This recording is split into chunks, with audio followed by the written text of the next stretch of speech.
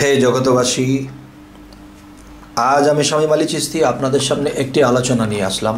সেই আলোচনাটি হলো যে আমরা সমস্ত মাকলুকাত, সমস্ত প্রাণীজগৎ, গাছপালা, তরুলতা, মানব দানব, জিন অসুর, শয়তান, পৃথিবীতে যত ধরনের মাকলুকাত আছে সকলেই আল্লাহকে ডাকে। তো একটা বিষয় হলো কি, যে আল্লাহকে যে ডাকে বা আমরা ডাকি, তাহলে আল্লাহ কাকে ডাকে? এটা কেমন কথা যে আল্লাহ কাকে ডাকে?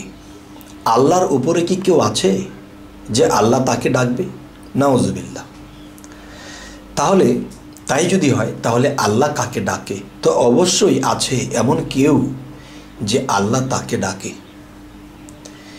যেমন আমরা বলতেছি কি আল্লাহ হু, তিনি আল্লাহ, তিনি আল্লাহ সমস্ত জগৎ সৃষ্টি করেছেন, আমাকে তোমাকে সমস্ত কিছু সৃষ্টি করেছেন।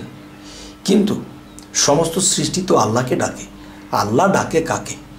সেই বিষয়টি হলো মুহাম্মদ সাল্লাল্লাহু আলাইহি সাল্লাম যখন আল্লাহর ইবাদত করত, আল্লাহর সাধনা করত, আল্লাহর কর্মগুলো করত, আল্লাহর সাধনা, আল্লাহর কর্মগুলো যখন করত, তখন আল্লাহ হযরত মুহাম্মদ সাল্লাল্লাহু আলাইহি সাল্লামের ডাকে, ভক্তিতে, প্রেমে যখন আল্লাহ খুশি হয়ে যেত, তখন আল্লাহ তাকে বন্ধু বলে ডাকত।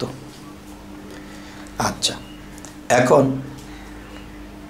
আল্লাহর জিকির আমরা করতেছি, আল্লাহকে আমরা ডাকতেছি, আল্লাহ ডাকতেছে কাকে? আল্লাহ বলতেছে ইয়া মুহাম্মাদু, ইয়া মুহাম্মাদু। তাহলে আল্লাহর প্রেম কার সাথে? মুহাম্মদ সাল্লাল্লাহু আলাইহি সাল্লামের সাথে। তখন মুহাম্মদ সাল্লাল্লাহু আলাইহি সাল্লামের কথা ভেবে মুহাম্মদ সাল্লাল্লাহু আলাইহি সাল্লাম আল্লাহর বন্ধু, সেই বন্ধুকে ডাকত। যখন তিনি আল্লাহ নামের জিকির করে আল্লাহকে ডাকত, তখন আল্লাহ ডাকত ইয়া মুহাম্মাদু, ইয়া মুহাম্মাদু। হে দোস্ত, আমি যদি তোমাকে সৃষ্টি না করতাম, তাহলে এই জগতের কোনো কিছু সৃষ্টি করতাম না। আজ তোমাকে সৃষ্টি করেছি, সমস্ত মাকলুকাত তোমার ওসিলায় আমি সৃষ্টি করেছি।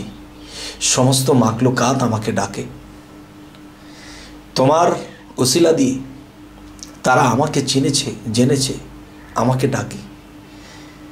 তখন মুহাম্মদ সাল্লাল্লাহু আলাইহি সাল্লাম তার শরীরটা যখন আল্লাহর জিকির করতে বা আল্লাহকে ডাকতে গিয়ে তার শরীরটা শিহুরিয়া উঠত, তখন সেই শিহুরিয়ার মধ্যে আল্লাহ নিজে বিলীন হতো এবং আবার আল্লাহ আলাদা হতো। তখন ইয়া মুহাম্মদু আল্লাহ ডাকত। হে জগতবাসী,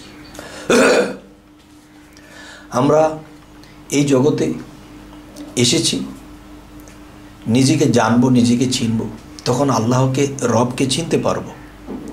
তখন কি হবে?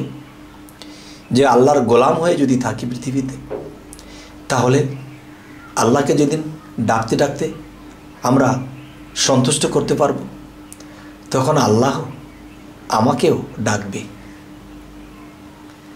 আমি ডেকেছি আল্লাহকে আল্লাহর গোলাম হিসেবে। যদি কখনো আল্লাহ সন্তুষ্ট হয়ে যায়, তখন আল্লাহ আমাকে ডাকবে বন্ধু হিসেবে, আপনাকেও ডাকবে বন্ধু হিসেবে। তবে হে জগতবাসী, যে কোরআনে একটি জায়গাতে আল্লাহ বলেছে যে তোমরা যার ইবাদত করো আমি তার ইবাদত করি না, আর আমি যার ইবাদত করি তোমরা তার ইবাদত করো না। জীবনের প্রথম দিক দিয়ে কোরআনে এই আল্লাহর বাণীর এই বিষয়টি পড়েছি, কিন্তু বুঝতে পারি না কিরে যে আল্লাহ এটা কি বলে, যে আমি যার ইবাদত করি তোমরা তার ইবাদত করো না, আর তোমরা যার ইবাদত করো আমি তার ইবাদত করি না। তাহলে বোঝা গেল কি,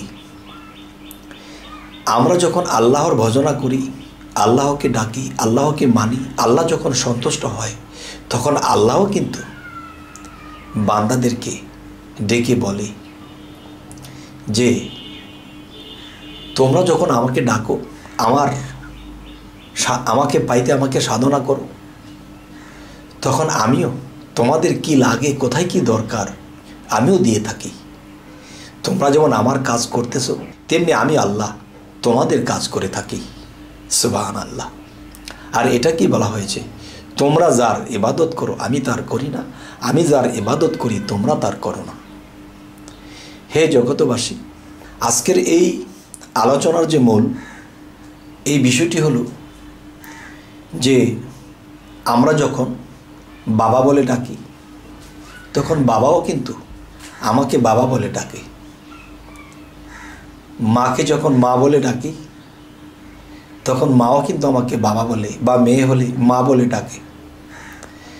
তবে এখান দিয়ে যদি আমরা বুঝতে পারি যে বাবা মার কাছে চাইতেও হয় না, বাবা মা যখন দেখে আমার সন্তানের এটা লাগবে, আর সন্তান যদি প্রিয় হয়, তখন সন্তান চাইবার আগে সেটা পৌঁছে দেয়।